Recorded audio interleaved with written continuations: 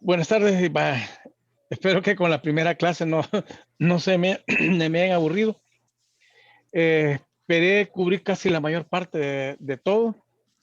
Esta es una de las clases mucho más largas todavía y un poco más difíciles, pero voy a tratar de resumirla, a hacerla un poco más comprensible para todos. Eso es lo que vamos a tratar de cubrir en esta parte. Eh, Parte de lo que está aquí está en sus dos libros de texto, Taviston y Schwartz. En los dos está. Cada uno aborda ciertas generalidades, principalmente el Schwartz hace más énfasis a la parte de la, de la respuesta celular y el Savison tiene un poco más a la parte etiopatológica, pero son una situación que al final es lo mismo. Ahora, tenemos dentro de la clasificación, vamos a utilizar una clasificación fisiopatogénica y una clasificación etiopatogénica. Una es en base de la fisiología y los cambios que se producen fisiológicos para poder valorar cómo es la presentación del shock. Y la otra es a partir del estado que causa el problema, es cómo vamos a responder, cómo responde el cuerpo ante ese shock. Así vamos a tratar de hablar del diagnóstico, el manejo del shock, que es algo sencillo, que me va a quedar muchas cosas para poder hablar con ustedes en otra oportunidad. Si tenemos otra oportunidad, lo haría con mucho gusto.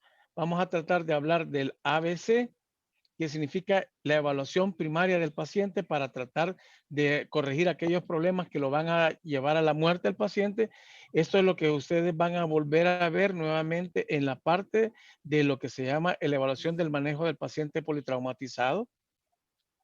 Y vamos a hablar de la fluidoterapia, o sea, el uso de los líquidos para reanimación y las drogas vasoactivas. Esos van a ser puntualmente las cosas que voy a tratar de dedicarme en este día. Lo siguiente es tratar de buscar una definición de lo que vamos a llamar como estado de shock, comprender esos mecanismos fisiopatológicos que son los que nos van a permitir diagnosticar este síndrome y aquellos datos clínicos y hemodinámicos que nos hacen valorar que el paciente está en shock. Y como estamos en el área quirúrgica, normalmente van a darse cuenta que en el área médica se hace mucho más énfasis a la parte del shock séptico, pero esto es debido a situaciones propias del ambiente en que trabajan los colegas, que trabajan con mucho paciente mayor y que muchas veces comienzan a partir de una patología séptica que llegan a formar un, una respuesta inflamatoria sistémica, que es la que nos va a llevar al final a la falla multiorgánica y a la muerte. Y como nosotros en cirugía tenemos a partir del trauma, vamos a tener un paciente que nos va a llegar con hipovolemia, que son los que nos va a hacer el problema mayor. Y a partir, como estamos hablando de hipovolemia en un paciente post-trauma, vamos a hablar de lo que es el ABCD del paciente politraumatizado. Y vamos a tratar de buscar aquellas implicaciones para letales del paciente. Dentro de los aspectos históricos del problema del shock, vamos a decir que siempre los fisiólogos trataron de buscar una explicación por qué el organismo trata de mantener un balance entre las fuerzas externas y las fuerzas internas. Y entonces esa constante entre esas fuerzas externas e internas es lo que llamaron organismo. Y tenemos el partícipe, el mayor, por decir, exponente de esa línea fue Claude Bernal.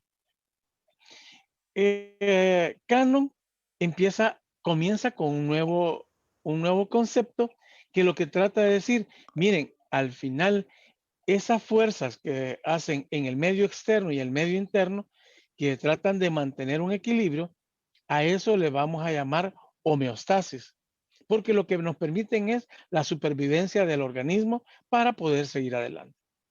En 1743 se acuña el término shock Y este término se acuña a partir de los pacientes que habían recibido una herida de bala y empezaron a valorar que esos pacientes tenían elementos que creían que eran lo que los estaban llevando a la muerte.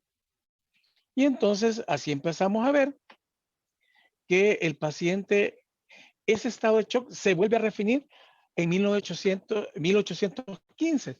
Y entonces empezamos a ver que hay una connotación de la fisiología que estaba alterada, que se acuerdan que aparece con Claude Bernal, empiezan a ver esas fuerzas externas e internas.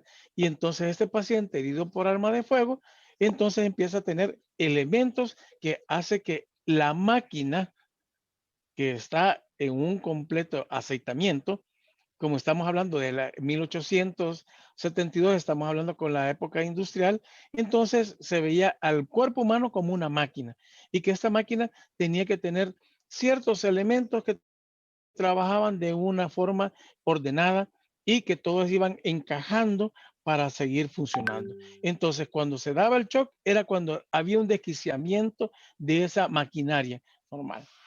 En el, en el año, casi en el principio de los albores del año 2000, ya como, perdón, el siglo XX, empezamos a ver que aparece la Primera Guerra Mundial y casi la mayor parte de todos los estudios que han habido a partir del shock han sido a partir de las guerras. Y entonces empezaron a ver que había un elemento que el paciente presentaba cambios tóxicos mentales que lo que creían era porque había un factor tóxico en los tejidos que provocaba en el paciente, provocaban estos cambios secundarios en el sistema nervioso. Ya Bralock empieza a partir de eso, empieza a trabajar sobre lo que es el choque hipovolémico y a él se le deben la mayor parte de los estudios que tenemos sobre la hemorragia. Bradlock ya es del siglo XXI y empieza a hacer experimentación con animales y empieza a provocarles sangrados para tratar de buscar cuál era la respuesta fisiológica de ese cuerpo ante la pérdida del volumen sanguíneo y cómo respondía el cuerpo ante esta situación. Entonces, a partir de eso es lo que nosotros vamos a tratar de buscar que esto. Y entonces empieza a ver que cuando se disminuye el volumen sanguíneo, había una disminución en el gasto. Por lo tanto, iba a haber una reducción con la pérdida y ya no había un factor tóxico del cuerpo, sino que ese factor tóxico era la pérdida del volumen que hacía que hubiese una disminución del gasto cardíaco. Entonces, vamos a utilizar una definición. Ustedes van a utilizar la definición que aparece en su libro de texto, pero a mí me parece que esta definición cumple con los requisitos que les había mencionado al principio, donde vamos a ver que va a haber una hipoxia del tejido, una hipoxia tisular por esa falta de aporte de sangre y oxígeno a los tejidos y por lo tanto esta hipoperfusión cuando llega a un punto crítico hace que hayan cambios metabólicos dentro del tejido y la célula que es la que nos va a llevar a un desbalance entre lo que aportamos y lo que el cuerpo necesita. Entonces, esos son los tres elementos que esta definición vamos a incluir. Es un estado crítico que resulta de la insuficiencia del sistema circulatorio para mantener la perfusión de los tejidos, o sea, que nos va a llevar a hipoxia y por lo tanto va a llevarnos a una disfunción celular y orgánica en forma progresiva y que va a ser irreversible si nosotros no hacemos una corrección.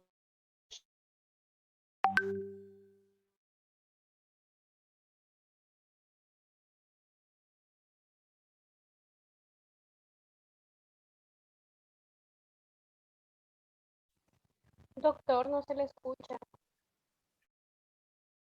Vamos a ver. Oh, perdón, discúlpeme. La última era volver a ponerles la última diapositiva. Se desconectó.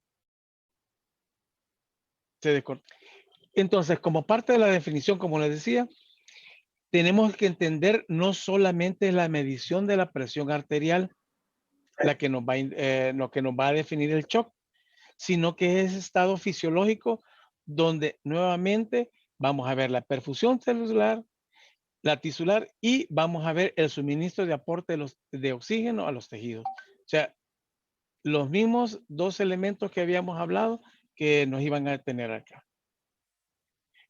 Bueno, continuando, entonces vamos a decir que ¿a qué se nos referimos con perfusión tisular? O sea que la presión arterial es la que nos va a mandar la perfusión de los tejidos.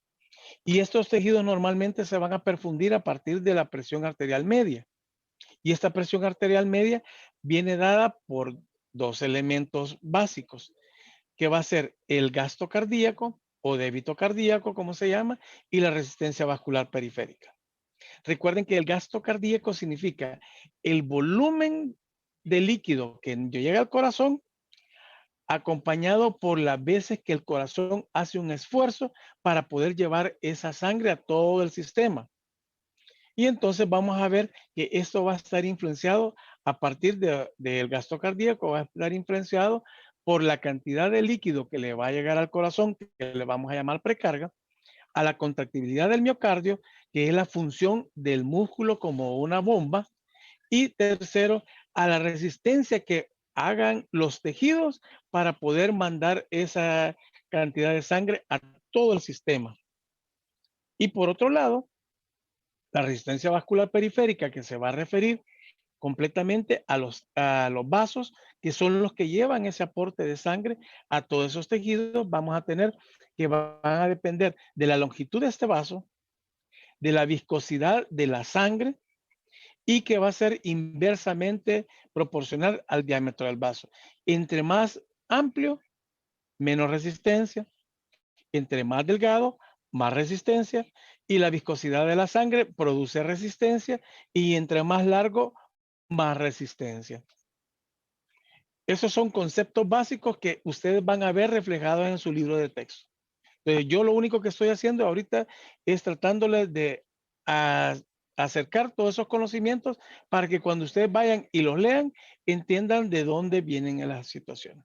Bueno, fisiopatológicamente vamos a encontrar que el cuerpo va a dar una reacción corporal. La reacción corporal que nosotros vamos a ver que el paciente se ve pálido, frío, sudoroso, muchas veces combativo, que puede perder el sentido, o sea, se desmaya por la pérdida de volumen y dependiendo la cantidad de volumen que haya perdido.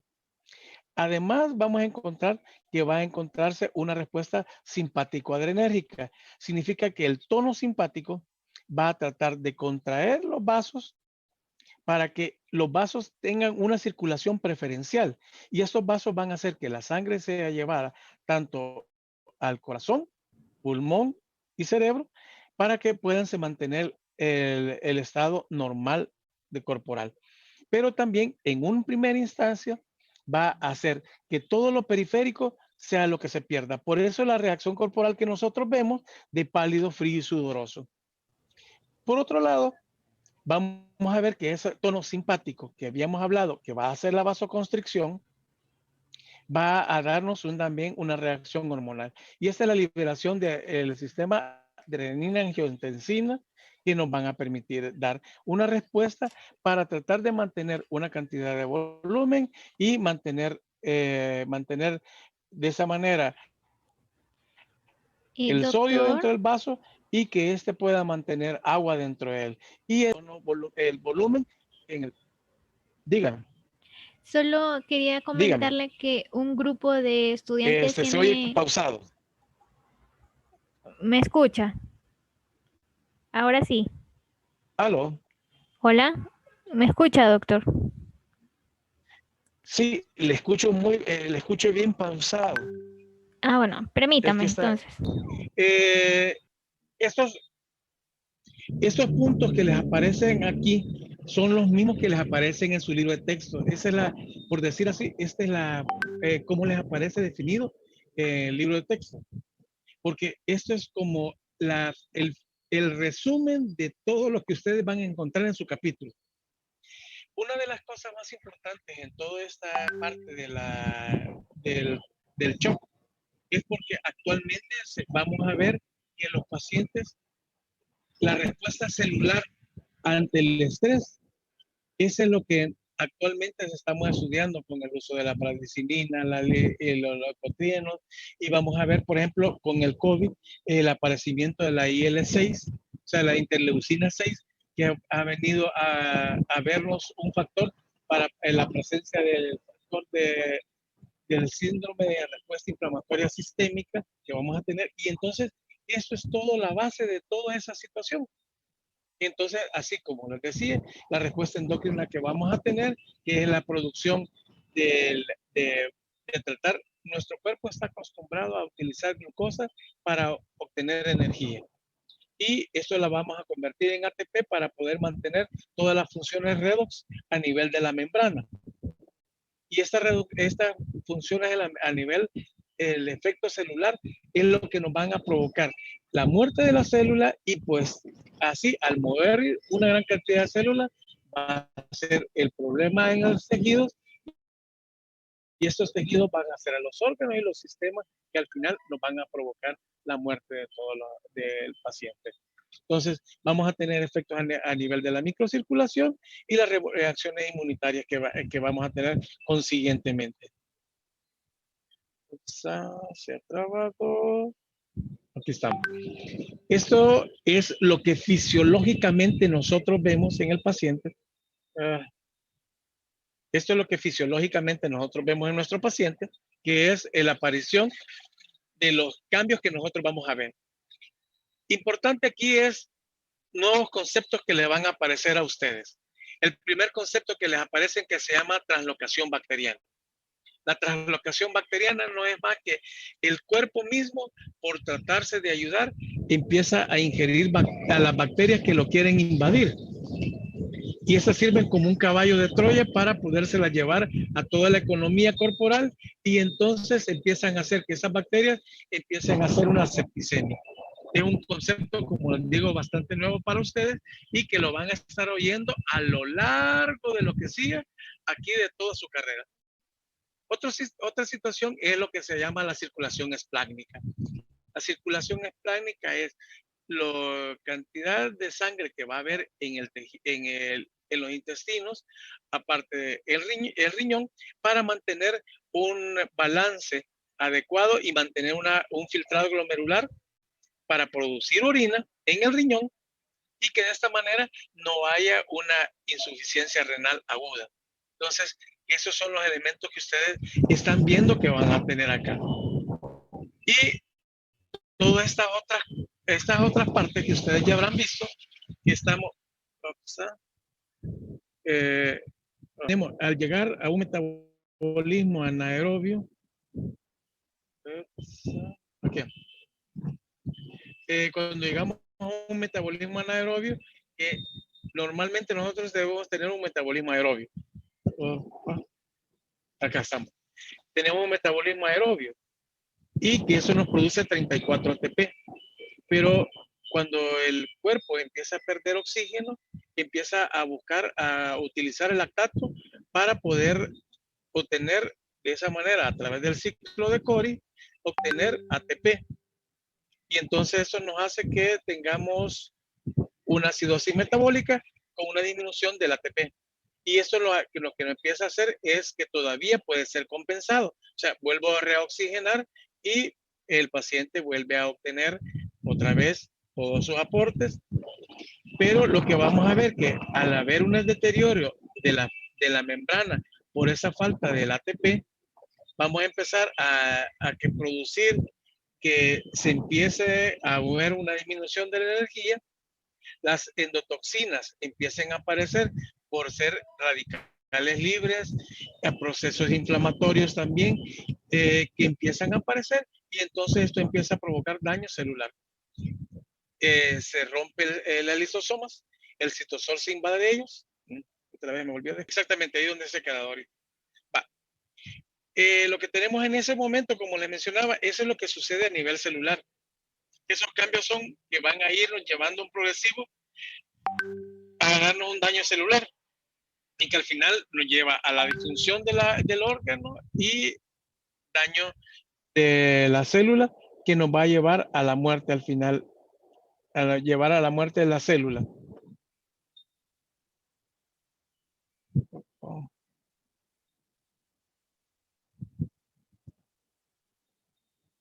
Ajá.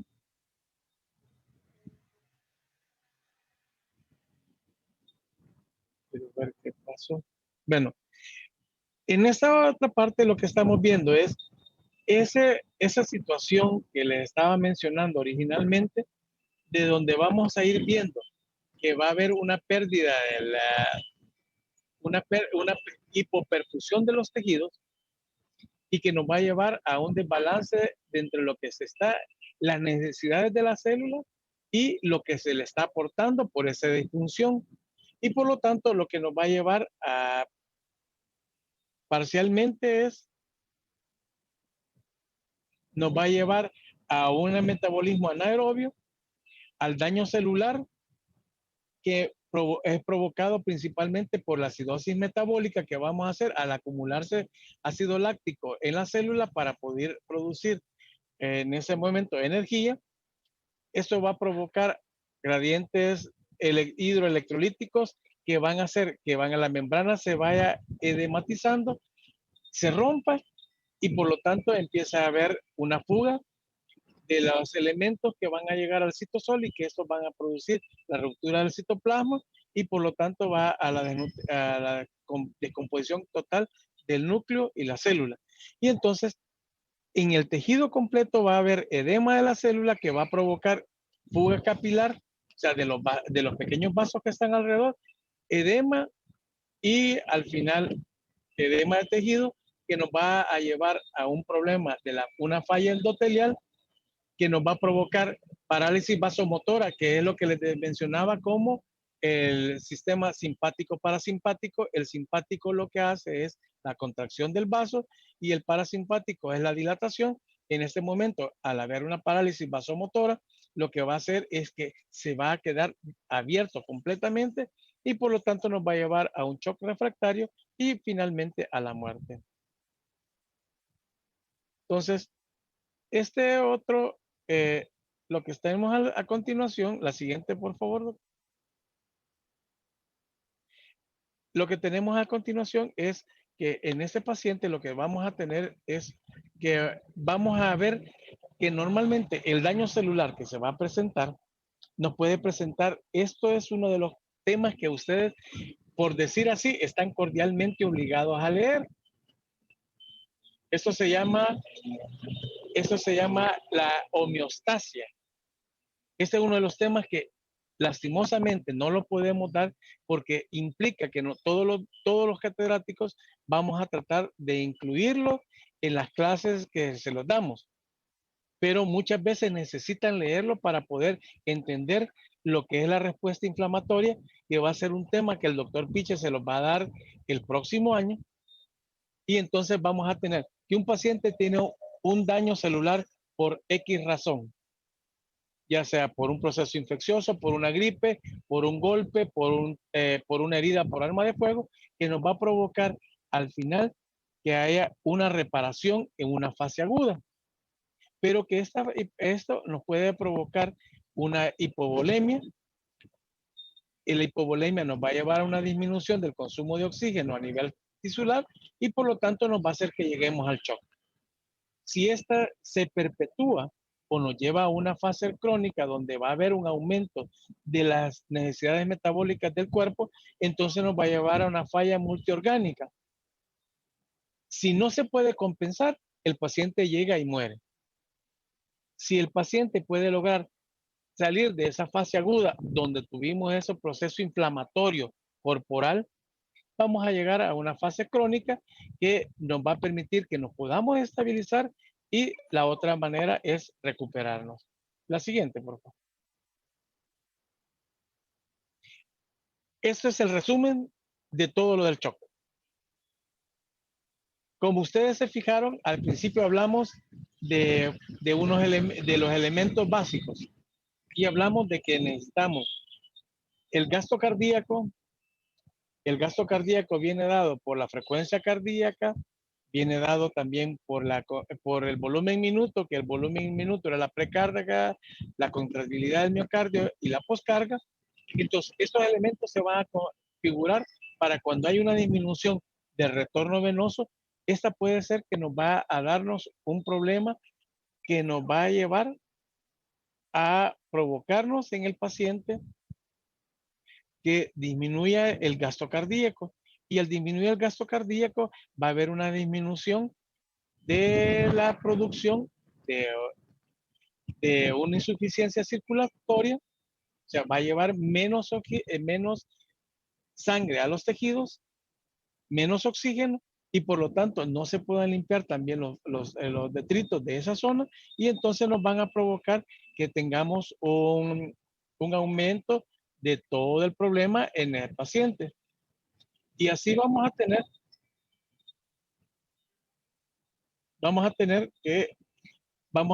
que van a haber estímulos, que lo que les mencionaba en la fase, cómo se articulaban aquellos elementos de la fisiopatología que les decía, que iban a haber descargas adrenérgicas, que le iba a haber el sistema parasimpático que iba a actuar para tratar de mantener la presión arterial y la presión venosa para poder tratar de buscar.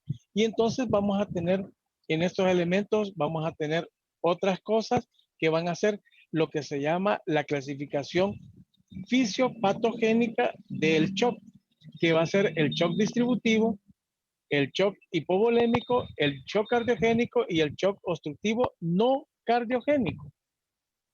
De esto no se preocupen que más adelante vuelvo a caer con esta misma situación, porque esta me sirve como para ejemplificar que el cuerpo de todo es el gasto cardíaco y la respuesta fisiológica que van a dar del organismo para tratar de compensar todo para poder salir adelante. La siguiente, por favor. Entonces, vamos a tener, por decir así, 3 estados del shock.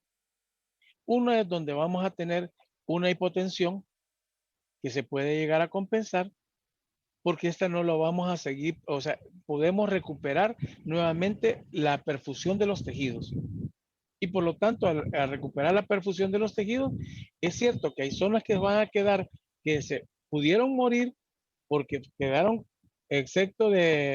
quedaron faltas de aporte de oxígeno, aparte de nutrientes, pero que el resto de las células se pudieron compensar. Y por lo tanto, el tejido no se perdió en el 100%, sino que el órgano se mantiene. Y entonces a eso lo llamamos como un problema que no es progresivo y que el paciente va a mantenerlo y compensarlo. Vamos a tener un aumento del ritmo, vamos a tratar compensándolo, vamos a tratar de aumentar la frecuencia cardíaca y la vasoconstricción de los lechos capilares para que tratar de buscar que toda la sangre que está alrededor se pueda ir a esos sitios preferenciales como les había mencionado originalmente. Eso trata de, entre mejor tolerancia tengan los tejidos a la isquemia, el paciente se va a ver recuperado.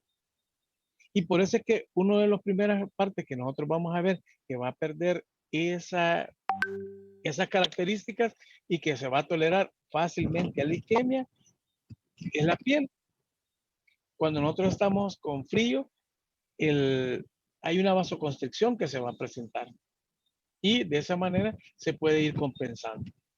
Vamos a ver una disminución también en el segundo estado, va a haber una disminución del estado corporal y esta sí ya no es solamente, ya aquí el aporte y la pérdida y la isquemia que se va a ver ya es mayor y por lo tanto va a haber un efecto tóxico en los tejidos porque ya empezamos a la cantidad de células que vamos perdiendo, en esos tejidos se van viendo una gran cantidad que va a afectar a un órgano en específico. Y por lo tanto, en este momento, el shock, aunque es reversible, pero va a quedar cierto daño en ese órgano que no ha podido resistir tanto la isquemia. Y por último, donde ya la falla definitivamente da una lesión celular que es totalmente irreparable y en ese momento el paciente ya es irreversible. Pero esta se puede presentar de dos maneras. Una forma que es aguda, que es la que nosotros normalmente vamos a ver en aquellos pacientes que han sufrido un sangrado sumamente amplio y que este sangrado nos ha provocado de que el paciente pierda la mitad casi de su volumen corporal circulante. Y por lo tanto, en esa condición, vamos a encontrar de que el paciente va a entrar en una hemorragia activa con una acidosis y que va a llegar a coagulopatía. Y si esto entra otro fenómeno más que se llama la hipotermia, o sea, que el paciente pierde el calor corporal, entonces vamos a llegar a, a una muerte más segura en él. Y en aquellos pacientes donde tenemos una que ha sangrado, le podemos infundir líquidos, le ponemos sangre, le ponemos plaquetas y le hacemos un manejo. Y entonces en estos pacientes va a tener una situación de lo que se llama un síndrome de isquemia reperfusión. Y estos pacientes van a tener que esa isquemia, entre mayor isquemia han tenido y esos tejidos que los estamos reperfusiendo, que se han perdido, van a empezar a soltar elementos como van a ser el factor de necrosis tumoral, las lisocinas, que van a interleucinas, las bradicininas, que nos van a provocar que el paciente al final llega y fallezca. La siguiente, por favor. Perdón, no, la anterior a esa. Perdón. Bueno, pase la siguiente. Esto aparece en su libro de texto. Los daños que se van a ver, el deterioro a nivel celular, van a ser 6 fases. En la primera fase solamente es un desequilibrio donde vamos a encontrar que va a haber los gradientes óxido, los redox, las reacciones redox a nivel de la membrana van a provocar que haya un desequilibrio de esa membrana y por lo tanto vamos a encontrar de que se pueden recuperar. Pero cuando llega a la fase 3, donde hay edema de la membrana, la siguiente, ya en esa parte ya es totalmente irreversible. La siguiente. La siguiente. Bueno, en esta parte, eso es el resumen de lo que sucede tanto a nivel celular como lo que sucede al vaso para poder ir empezando a entender esta situación. Y esta es una de las, por decir así, es de las figuras más famosas y que todavía aún hoy en día se sigue manteniendo y se sigue utilizando para ejemplificar lo que es el estado de shock.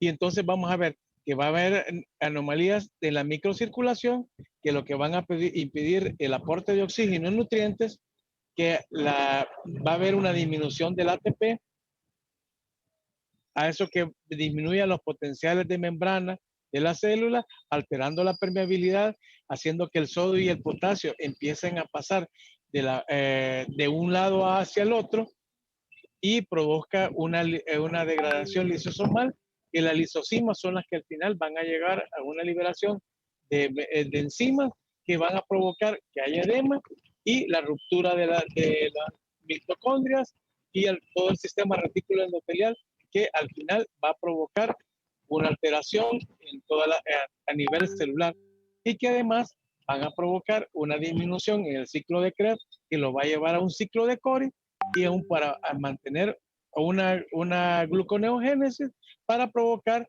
al final un aumento del ATP que al final se va a ir consumiendo por la falta de un metabolismo aerobio.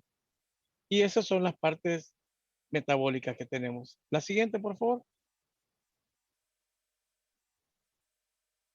En esta parte, lo que estamos viendo es lo que pasa a nivel de la circulación general. Normalmente vamos a ver que es la figura que van a encontrar ustedes a su mano izquierda en la parte superior. Van a encontrar lo que sucede normalmente. Vamos a tener un capilar y estos capilares van a tener una parte arterial y una parte venosa. Y que va a haber una comunicación entre ambos y que estas van a estar alojadas a su alrededor, las células N, y que van a tener una comunicación que va a permitir entre la vena y la arteria pero que además estas comunicaciones van a tener lo que se llaman las esfínteres pre y postcapilar, que ustedes lo vieron en la parte de fisiología, lo vieron hace un par de años y que les mencionaron y que en ese momento no entendían qué era de lo que hablaban, pero que es ese dibujo que está ahí. Normalmente debe estar la comunicación arteria-vena, debe estar cerrada y que los lechos deben estar, unos se abren y otros se cierran. Pero cuando empezamos con el shock, como hay una circulación preferencial, tenemos que cerrar ciertos lechos para poder mantener la irrigación de otros. En un segundo momento, esto lo que va a provocar es que haya un elemento que nos va a producir en esa segunda fase, en esa fase del shock reversible todavía, donde tenemos sufrimiento celular, donde se van a producir todos aquellos detritos que van a los radicales libres, las lisosimas que vamos a tener. En eso vamos a tener que va a haber una comunicación arteriovenosa que va a estar abierta. Y esta comunicación arteriovenosa abierta va a provocarnos de que las células se empiecen a hacer turgentes, o sea, se empiecen a edematizar e hinchar. En un segundo momento, el esfínter pre y postcapilar se mantienen abiertos. El esfínter precapilar está abierto, está cerrado, y el esfínter postcapilar está cerrado. Y entonces venimos y ahora se pierde todo esto cuando ya es irreversible. Se pierde completamente y es lo que vamos a tener en lo que se llama es la fase hipodinámica, donde el paciente va a estar pálido, frío, sudoroso, y podemos tener una fase hiperdinámica en donde el paciente va a tener, va a estar febril, va a tener taquicardia, pero ya en la última fase ya se abren todos estos vasos y ya no podemos hacer absolutamente nada porque la recuperación no existe. Bueno, la siguiente, por favor. Vamos a tratar de llegar a las manifestaciones clínicas y cómo se van a presentar en ellas. Y la siguiente. Entonces, hablamos la disminución del volumen, o sea, principalmente el volumen sanguíneo, la resistencia vascular periférica y la fusión de bomba. Son los tres elementos importantes para ver cómo se maneja ese volumen minuto en el cuerpo. Entonces, si hay una disminución del volumen sanguíneo, lo que va a tratar de mantener la resistencia vascular periférica es contraerse para tratar de mantener que el volumen minuto se mantenga, porque el corazón se va a mantener constante. Si el corazón no se mantiene constante, si el corazón es el que estamos alterados, entonces la resistencia vascular periférica va a haber también una disminución y con la disminución del volumen minuto. Ops, perdón. Perdón.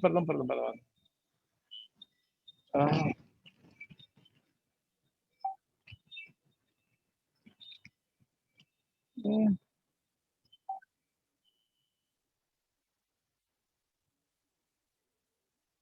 No sé qué pasó aquí.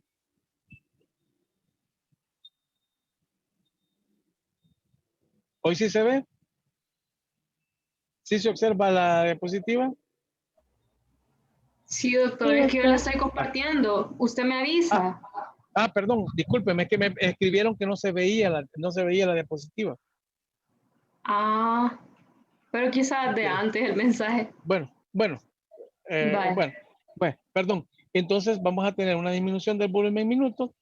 Pues significa que por decir así, lo importante es el volumen sanguíneo, la resistencia vascular periférica y la función de la bomba del corazón.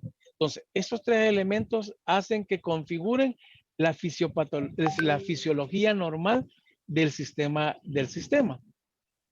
Y en base a esto es lo que nos van a permitir describir los problemas del paciente. Entonces, las manifestaciones clínicas, la siguiente, por favor, van a depender principalmente de la etiología. Y eso es cuando nosotros llamamos la clasificación etiopatogénica, que es la que ustedes van a encontrar en sus libros de texto. Van a depender también del momento evolutivo en que yo lo encuentre. No es lo mismo que me acaba de llegar el paciente herido por arma de fuego con 15 minutos que un paciente que ya me lo trajeron con 2 horas y ha tenido un sangrado bastante importante. Si este paciente tiene o no tiene complicaciones, es un paciente cardiópata, es un paciente que tiene insuficiencia renal, es un paciente que tiene un problema a nivel cardíaco o a nivel pulmonar. ¿Qué fue lo que yo hice antes al momento de recibirlo y que me lo mandaron a mí? Y depende también del estado de salud previa que tengamos. Y al final es un paciente se puede presentar de una manera pura en un momento, pero se puede combinar con otros tipos de shock también. Entonces, la clasificación que les mencionaba al principio, la siguiente, vamos a utilizar esta que es la que todo el mundo utiliza. La clasificación, esta es la clasificación fisiopatogénica.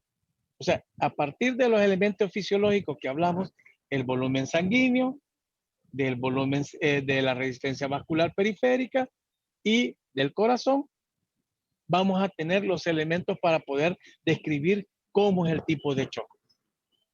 En su libro de texto les va a aparecer una clasificación etiopatogénica. Significa que a partir de los elementos de la etiología, los cambios patológicos que van a tener para poder dar su manejo. Y como les menciono, esto es lo que todo el mundo, y cuando ustedes les van a preguntar a nivel internacional en un examen, eso es lo que les van a venir a preguntar a ustedes. Y eso es lo que van a ver, que la mayor parte de gente es lo que va a hablar, lo que va a hablar con ustedes. Entonces, la primera es el corazón como bomba. Ese es un shock de tipo central y por lo tanto ese le llamamos shock cardiogénico. Cuando perdemos volumen, o sea, el volumen circulante, a eso le decimos que ese es el shock hipovolémico, que dependiendo de los libros de texto especializados, pueden ser un shock por pérdida absoluta de volumen, o sea, de líquido, de agua, o puede ser por la pérdida absoluta de los oligoelementos, de los elementos formes de la sangre, que a eso le vamos a llamar oligoemia. Si esta se da de una forma lenta, si se da en una forma aguda, le llamamos shock hemorrágico. Espero no confundirlos con todos estos términos porque son lo mismo, pero depende del libro de texto que ustedes ocupen y lean, es el que les va a permitir, les va a hablar de una forma para poder hacer entendible todo el elemento. Entonces, el shock hipovolémico es por la falta de volumen y el volumen va a ser dado por la sangre. La sangre tiene dos partes, una parte forme que se llama glóbulos rojos y una parte que va a ser la líquida o el plasma, donde van a estar las proteínas, donde van a estar los electrolitos, donde van a estar las plaquetas y todos los elementos que ustedes ya se acuerdan que están por ahí. Bueno, y vamos a tener además un shock distributivo. Al shock distributivo es lo que le estamos llamando a la resistencia vascular periférica. O sea, esa función del organismo que normalmente vamos a tener. En sus libros de texto le van a aparecer como shock neurogénico o shock vasogénico o vasopléjico, como le aparece en otros libros. Dependiendo, como les digo, del libro de texto que ustedes ocupen, van a aparecer. Entonces, lo que va a aparecer aquí es que el vaso pierde el tono que él debe tener y por lo tanto no está perdiendo volumen, sino que lo que hace es, al perder el tono, se vuelve un vaso de capacitancia y entonces secuestra el líquido dentro del vaso y por lo tanto hace que caiga el gasto cardíaco. Y entonces eso lo vemos en el shock neurogénico, como les digo, vasogénico o vasopléjico, lo que vemos en el shock anafiláctico, cuando se libera tanta histamina, que lo que produce esa histamina es la vasodilatación generalizada de los vasos, o lo que sucede en el shock séptico en su fase tardía, y en su fase inicial que tenemos una fase hiperdinámica. Y por último, si ustedes se acuerdan, el corazón es una bomba de alta y de baja presión. En el lado izquierdo es una de alta presión, donde lo que hace es impulsar toda la sangre después de que le viene de los pulmones, le cae y la distribuye a todo el organismo. En cambio, en la parte derecha es la que recibe a partir de las cámaras cardíacas derechas, y estas son fácilmente compresibles, que es de baja presión. Entonces, cualquier cosa que llegue a comprimir ese lado derecho del corazón va a provocar que haya una obstrucción del llenado de las cámaras cardíacas derechas. Y a eso es lo que llamamos shock obstructivo extracardíaco. Sé que es bien difícil explicar todas estas cosas de esta manera, pero si tienen preguntas y nos queda chance, podemos continuar y podemos seguir hablando de esto. Y esto es muy, muy largo. Bueno, la siguiente, por favor. Doc, Dígame. uno de los ejemplos del extracardíaco podría ser taponada cardíaca. Tenemos dos que son los más frecuentes que tenemos, la tamponada cardíaca y el motor a tensión. Muchas gracias. Son los de los ejemplos más frecuentes. Bueno, siguiendo, la siguiente, las manifestaciones, siguiendo como parte de las manifestaciones clínicas, la siguiente, por favor. Perdón, discúlpeme. El anterior, discúlpeme. Siguiendo con las manifestaciones clínicas, perdón.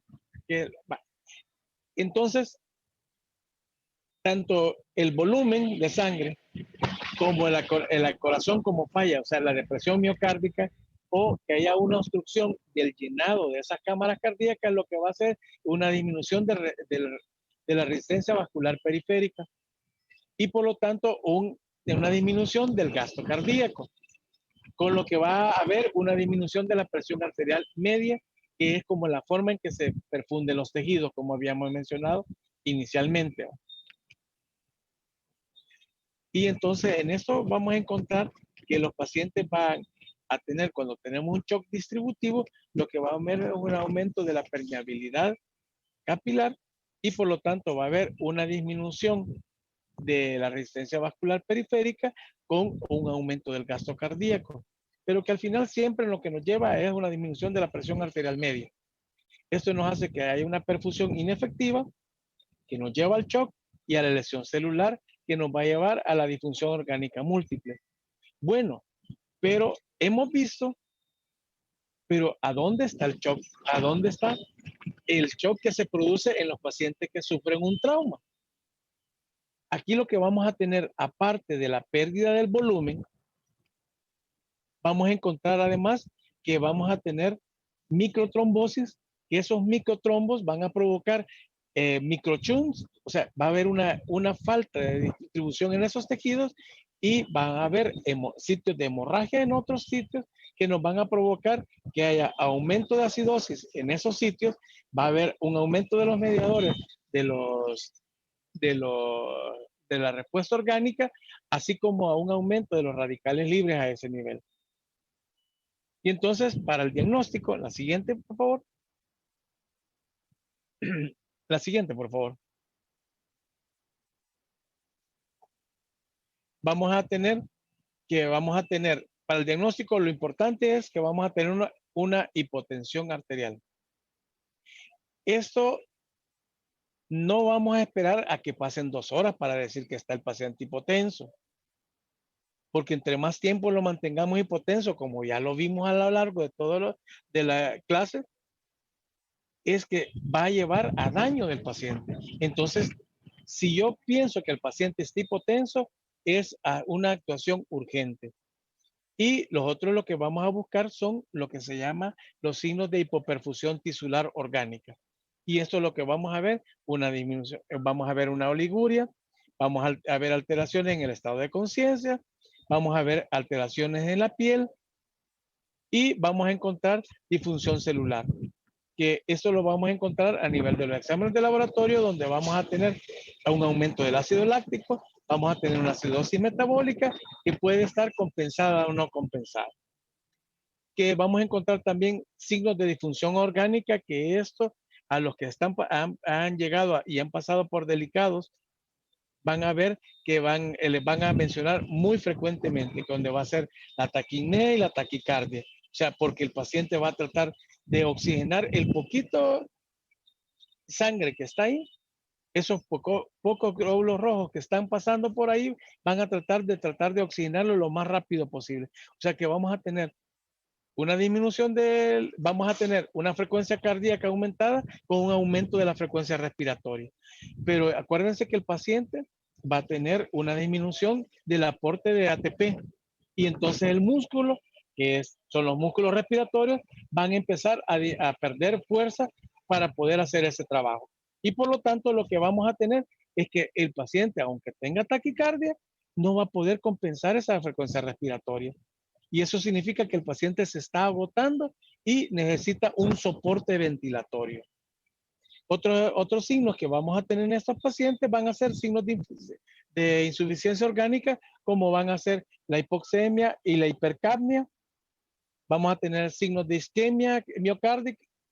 Vamos a tener trastornos de homeostasia y alteraciones en las funciones orgánicas, como van a ser, que puede hacer aumento de la bilirrubina, una anemia, aumento del potasio, disminución del cloro, del sodio que podemos encontrar y una disminución de la glucosa en los pacientes.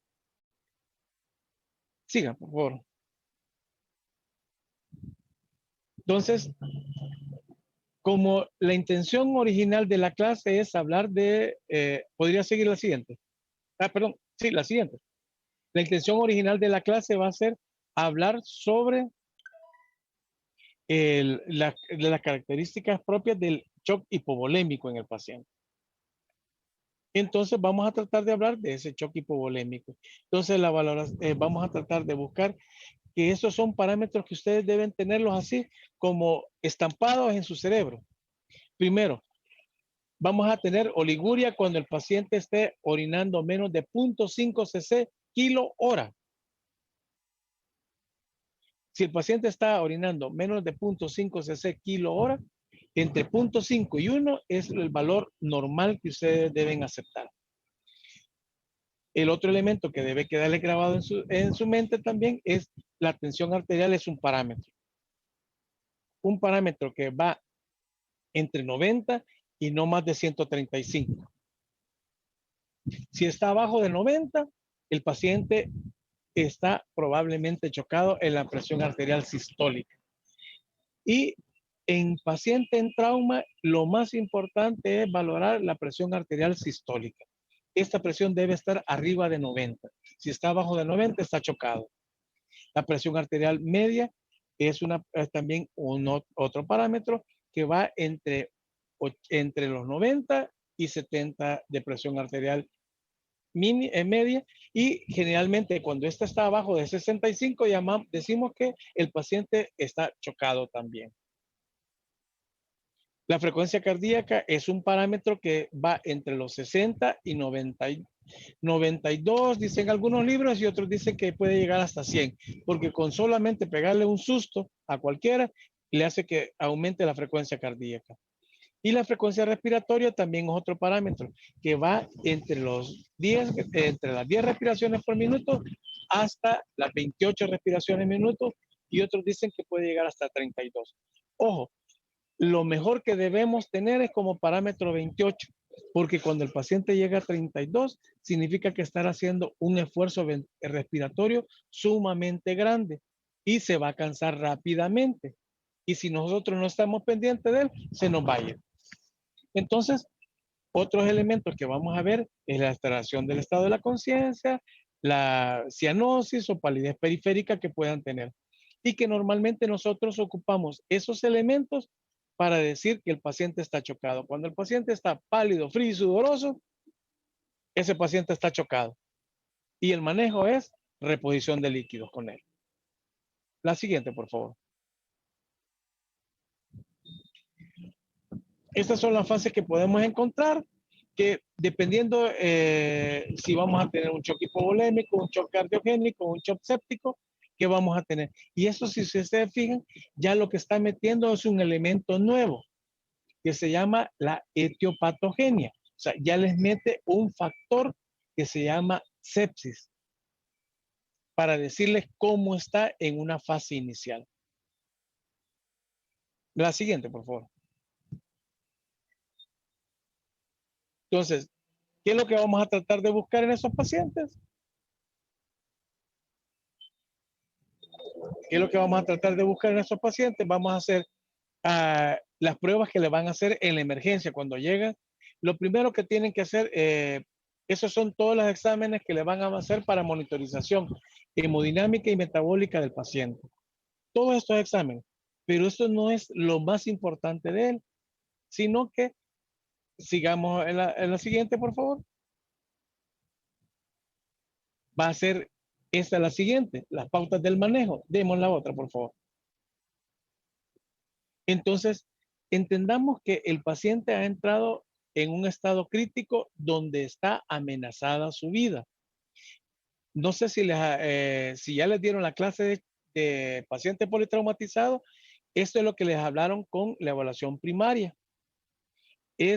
La evaluación primaria es buscar aquellas causas que al paciente lo van a matar enfrente de ustedes. O sea, si ya se salvó del trauma, enfrente de ustedes les va a hacer algo que ustedes deben haber reconocido rápidamente para poderlo sacar adelante. Y por lo tanto necesita una intervención inminente, así, inmediata.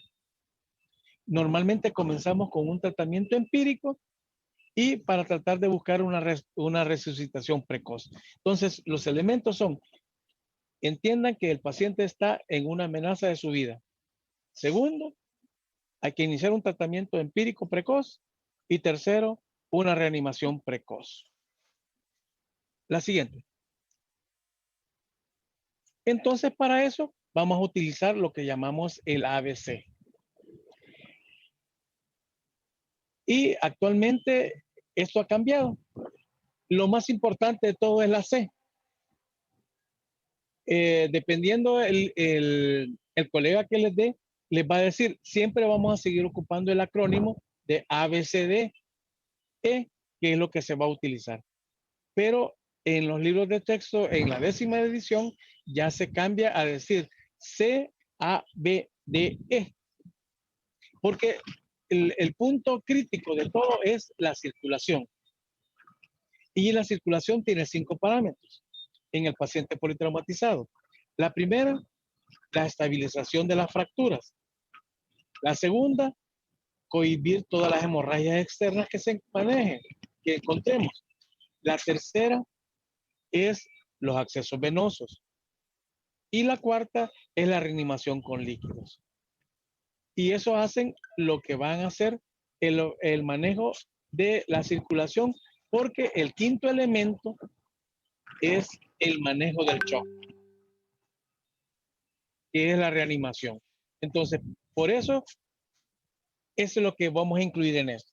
Entonces, vamos a decir que vamos a hacer una revisión primaria rápida del paciente para buscar aquellos elementos que me digan qué es lo que está amenazando la vida del paciente y reanimarlo. Vamos a tratar de siempre le vamos a poner oxígeno al paciente dependiendo de las necesidades que el paciente tenga. Si el paciente viene respirando, le vamos a poner una bigotera, le vamos a poner una mascarilla con reservorio, le podemos poner una mascarilla de Venturi, no importa, lo que tenemos que ponerle un soporte ventilatorio al paciente, o sea, debemos ponerle oxígeno a él. Segundo, vamos a dar un soporte hemodinámico. El soporte hemodinámico es ponerle reposición de la volemia. Y tratar de buscar un soporte metabólico. Acuérdense que el paciente no tiene glucosa porque está echando mano de otros elementos para hacer la glucosa. Y por último, las aminas presoras que las vamos a dejar para el final, para la restitución del paciente. La siguiente. Muchos de estos elementos van a ver que se van a parecer que son repetitivos, pero la idea del repetitivo es porque necesito que ustedes entiendan que lo principal es sacar al paciente del shock. ¿Qué es lo que tiene? No me interesa, pero me interesa sacar al paciente vivo para que después alguien le haga el diagnóstico y no tener un paciente muerto con un diagnóstico. Ah, tenía un infarto. Sí, pero está muerto. Ah, fíjate que venía chocado. Y parece que fue un infarto. Parece que lo que le infartó es distinto que me digan, como que tenía un infarto. Vamos a tratar de optimizar el contenido de oxígeno y aumentar el gasto cardíaco a través de la expansión del volumen. O sea, vamos a restituir volumen en el paciente. Y vamos a tratar de buscar en esto. ¿Cuál es el principal? ¿Por qué vamos a tratar de hacer esto?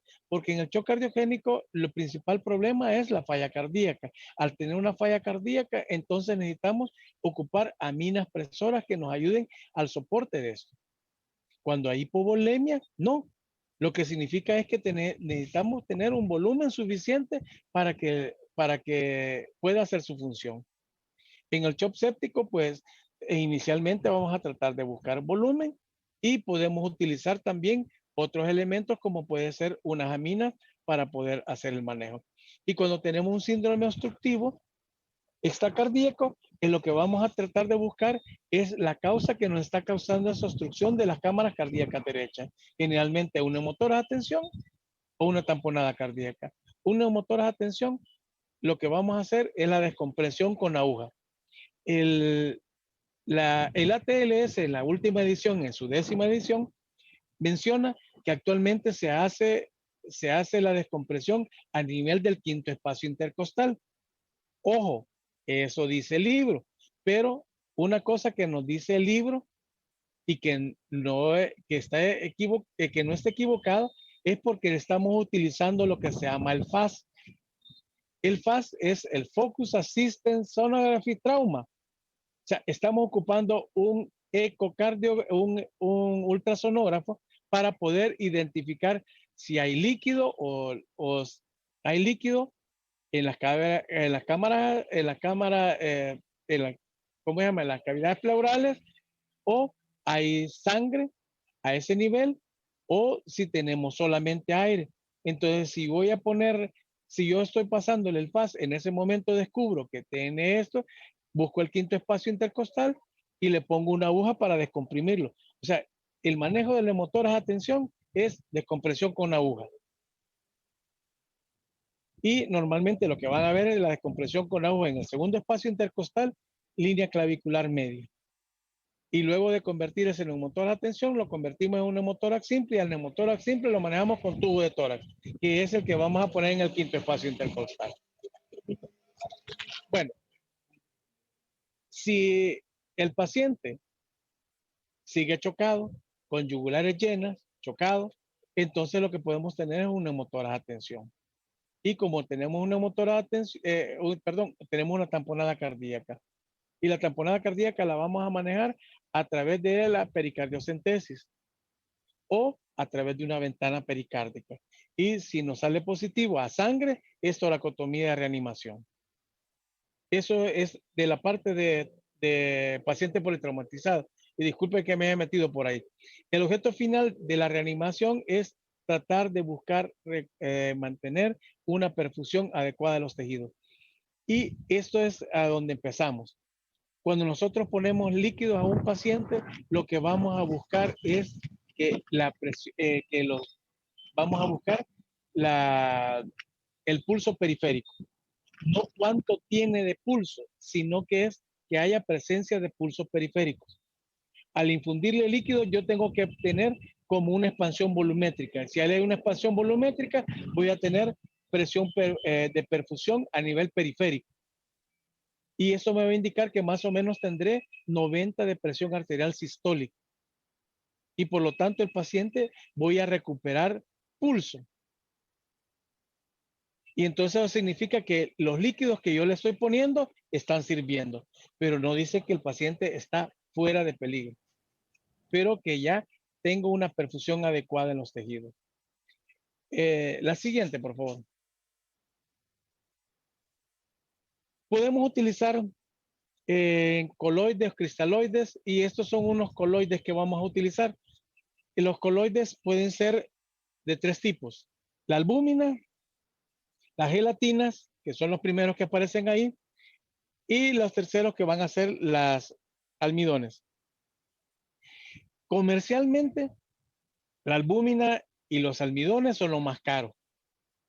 Y lo que tenemos a la mano son las gelatinas. Y entonces, esos son ejemplos de ellos, pero si ustedes ven, aumentan el volumen plasmático, lo aumentan, pero pueden tener una duración escasa, 6 horas.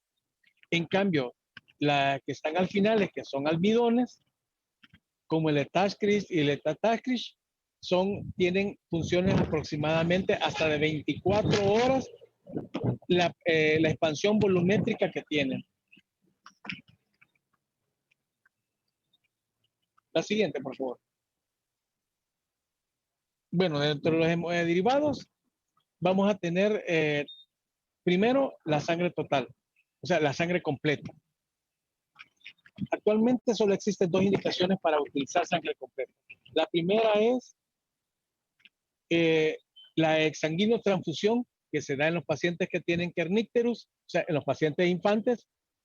Y la segunda es en aquellos pacientes que vamos a tener que tienen un shock hemorrágico clase 4. O sea, están perdiendo arriba del 40% del volumen circulante. Los concentrados de Matías, que se llaman glóbulos rojos empacados. El plasma fresco congelado, que lo que tratamos de aquí es de dar elementos para que nos permita la coagulación.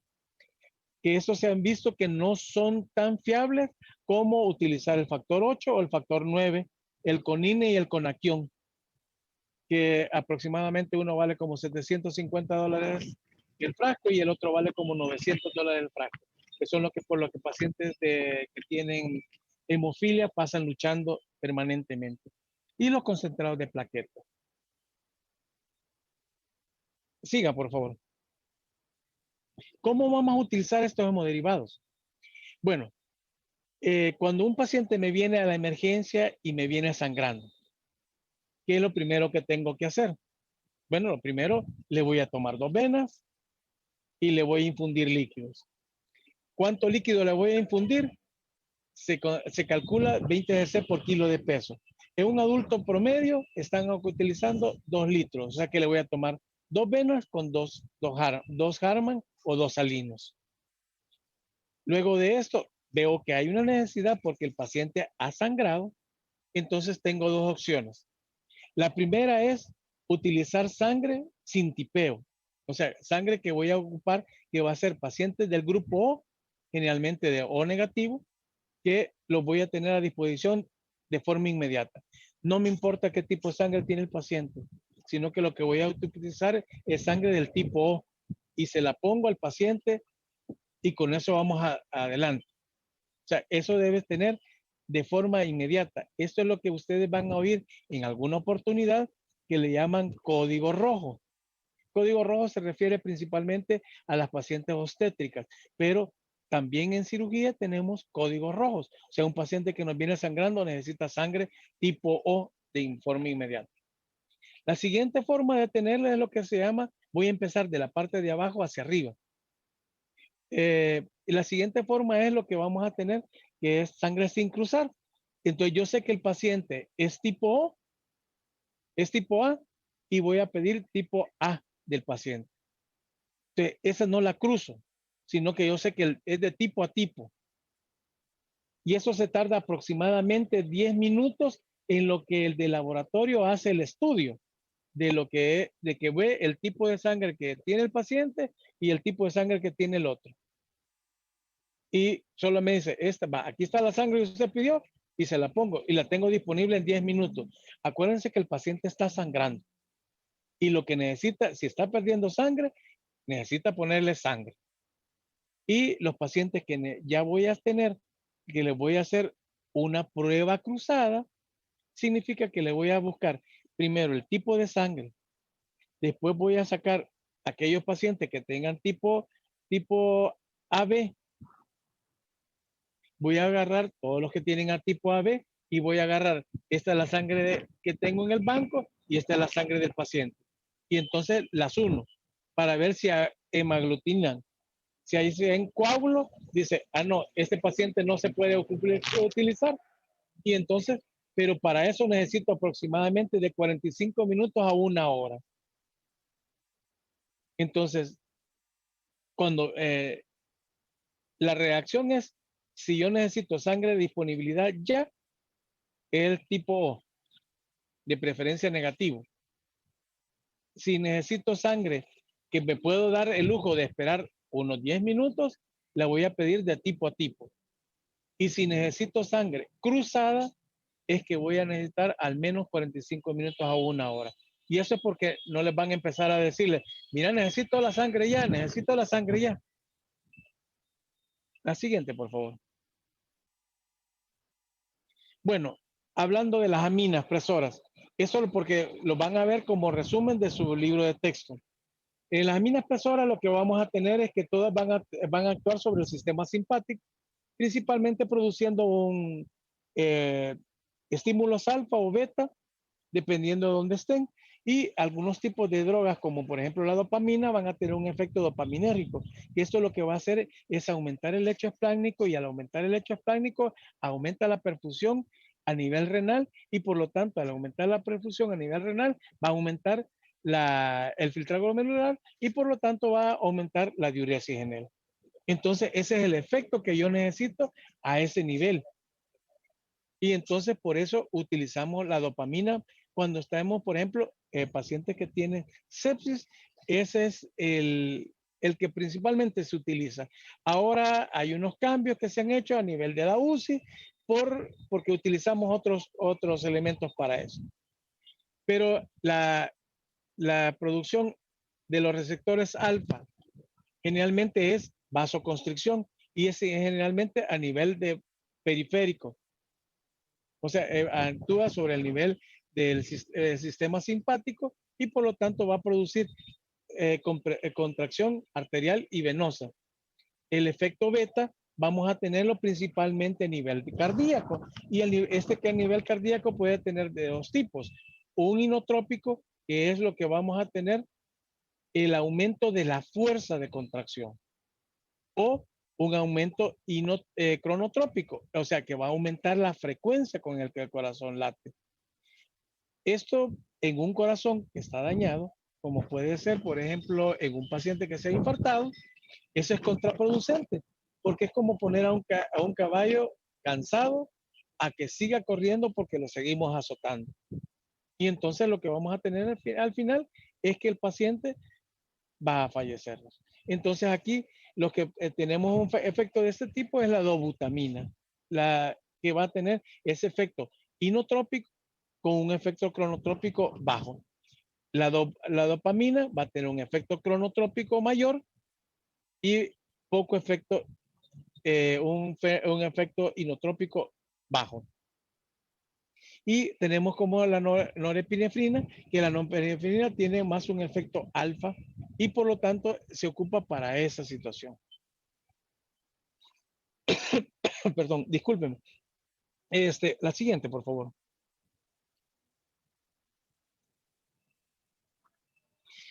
Generalmente estas van a responder, siempre vamos a utilizarlos por forma endovenosa, siempre se utilizan en perfusión, siempre van a necesitar que tengamos una adecuación por kilo de peso del paciente, pero principalmente van a necesitar que haya una adecuada volemia del paciente. Finalmente no son efectivas cuando tenemos pH ácidos, tenemos que tratar de corregirlos, y siempre se van a utilizar por vía central, no periféricas. porque se rompe el vaso y por ahí lo que vamos a hacer es una vasoconstricción fenómena y lo que vamos a tener isquemia y vamos a tener necrosis de ese tejido que lo que nos va a hacer un segundo insulto y por lo tanto el paciente va a morir. Y debe estar todo paciente que está utilizándose una minapresora, siempre debe estar bajo un monitoreo cardíaco continuo. Eso significa que debe estar en un monitor y debe haber personal que conozca de los efectos que van a tener estos medicamentos. Y una de las cosas que vamos a tener en todas las drogas vasoactivas es que van a tener el fenómeno de taquifilaxia. O sea, con dosis pequeñas, cada vez que vamos utilizando una dosis pequeña, cada vez vamos a ir necesitando una dosis mayor para poder hacer el efecto pequeño que teníamos. Sigamos. Esas son todas las cosas que nos pueden producir todas estas drogas vasoactivas. Como les digo, si yo los utilizo en grandes proporciones, lo que nos va a hacer al final es que nos va a provocar hipoperfusión por vasoconstricción extrema. Nos pueden provocar arritmias también, nos puede provocar isquemia cardíaca, como les había mencionado en un paciente que ya tiene un problema de taquicardia y que por isquemia, yo le ponga un medicamento que le haga taquicardia, lo que voy a provocarle es que aumente el gasto cardíaco y al aumentar el gasto cardíaco, lo que le voy a hacer es isquemia cardíaca y provocarle al final un infarto. Pueden provocar hiperglicemias y si hay una extravasación, lo que va a producir es isquemia de los tejidos. La siguiente. Bueno, esto es lo que les mencionaba, que yo espero que pase cuando yo le pongo líquido al paciente. Y entonces voy a tener tres respuestas que puedo tener. Una respuesta rápida, que es que todo regrese a la normalidad. Una respuesta transitoria, o sea, el paciente regresó rápidamente a la normalidad, pero vuelve a caer sin respuesta. O que no tenga ninguna respuesta. En un paciente, normalmente que yo le he puesto líquido, lo que voy a buscar es que los líquidos me van a revertirse viéndolo como aumento de la presión del pulso periférico. El pulso periférico lo buscamos a nivel de los adultos, lo buscamos en el radial o braquial en los niños. Y entonces el paciente, vamos a ver que un paciente que tiene una respuesta rápida con el líquido, generalmente consideramos que tiene una pérdida aproximadamente hasta un 20% del volumen circulante. Si el paciente pierde, después de que yo le infundí los líquidos, pierde, o sea, le he puesto, acuérdense, le puse 2 venas con 2 litros. Y como se llama, y con eso voy a tener un porcentaje aproximadamente en 8 minutos le he pasado esos 2 litros. Y entonces voy a tener que, si el paciente pierde ese volumen, significa que el paciente ha perdido aproximadamente un 30% del volumen. Pero si el paciente no tiene respuesta, lo más probable es que ese volumen de líquido que yo le infundí está yéndose en alguna parte. Entonces, que la dosis de líquido que le puse era muy poca para lo que él necesitaba.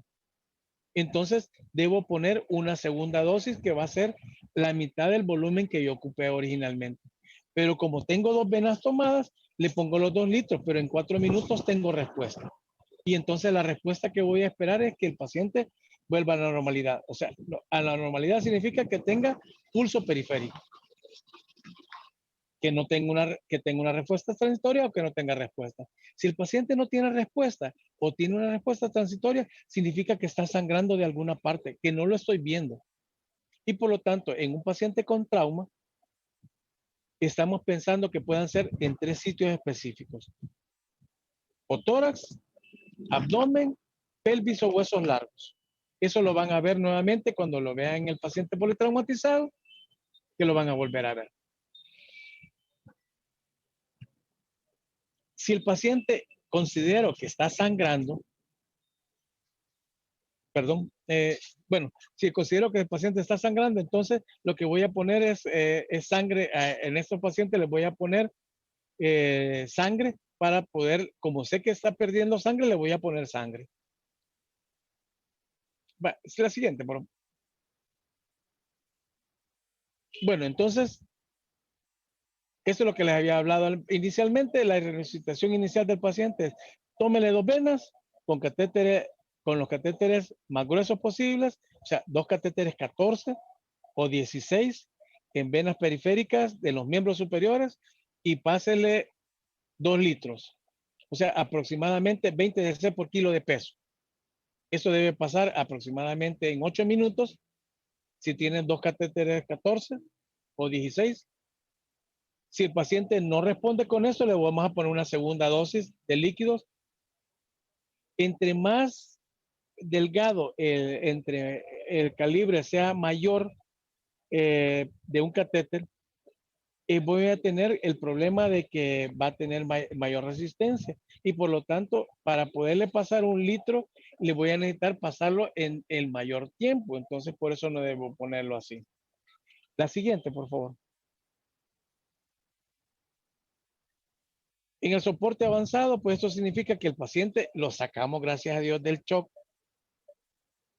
pero sigue mal y necesitamos hacerle otros elementos, y principalmente es utilización de lo que se llama el monitoreo cardíaco invasivo, que vamos a hacerlo a través de catéteres de Swan-Ganz. Actualmente ya no utilizamos eso, sino que ocupamos la bioimpedancia para esa situación, y lo que tratamos de buscar es que tenga una presión arterial en cuña a nivel de más o menos 12 milímetros de mercurio, y que eso es lo que nos está ayudando ahorita para poder decir si el paciente va a necesitar utilizar aminas y qué tipo de aminas, que normalmente estamos utilizando la norepinefrina para ellos. La siguiente. Disculpen que está bien cargado. Como a ustedes les va a quedar, eso es, por eso es que se los dejé así, porque ese es el resumen de todo lo que se ocupa para la resucitación inicial en el paciente con choque hemorrágico. Vamos a pasar la siguiente y la siguiente. Bueno, eso es para que, en conclusión, un paciente que me viene con shock, que yo voy a esperar una mortalidad de él. En el paciente séptico generalmente esperamos una mortalidad arriba del 35 hasta el 60% de los pacientes, pero es una incidencia de un proceso que se va dando lentamente y que yo lo puedo ir valorando porque me está séptico ese paciente. Entonces, no se presenta de la noche a la mañana, no es súbito, sino que se va desarrollando lentamente y el paciente viene en mal estado general desde días previos. En el choque cardiogénico, no. Este se puede presentar por una falla miocárdica y generalmente tiene una mortalidad sumamente elevada, entre el 60 y el 90%. Y esta es una de las cosas que debemos tener en cuenta cuando un paciente nos viene con un shock de tipo cardiogénico que viene de la calle, que si no lo manejamos adecuadamente se nos va a morir. Y eso es lo que ustedes van a oírlo como el infarto agudo del miocardio, Kilit 1, Kilit 2, Kilit 3, Kilit 4. Y el choque hipovolímico, este es variable. Y esto depende más de la astucia y la destreza del que lo recibe. Y porque entre más rápido lo reconozcan, más rápido va a ser el manejo que le van a poder dar. Bueno, espero que no haya sido tan largo todo esto. Me van a perdonar que los llevé con una carrera espantosa. Esto es lo que aparece en sus 2 libros de texto, que son los 2 capítulos del Schwartz y del Saviston. Espero que los lean. Las preguntas del examen vienen sacadas de su libro de texto. Mi clase es solamente para orientarlos en lo que ustedes van a recibir posteriormente, como les digo, ya en la parte de la fisiopatogenia y de la etiopatogenia, como es la forma. Lastimosamente no me puedo hacer, yo siempre me siento en esta clase porque me pongo en la pizarra a enseñarles cosas que se ocupan, que son manuales, pero no las puedo hacer de otra manera. Bueno, muchas gracias por su atención y nos vemos en el día del examen. Muchas Muchas gracias, gracias, doctor. Muchas gracias, doctor. Gracias, Hasta luego. doctor.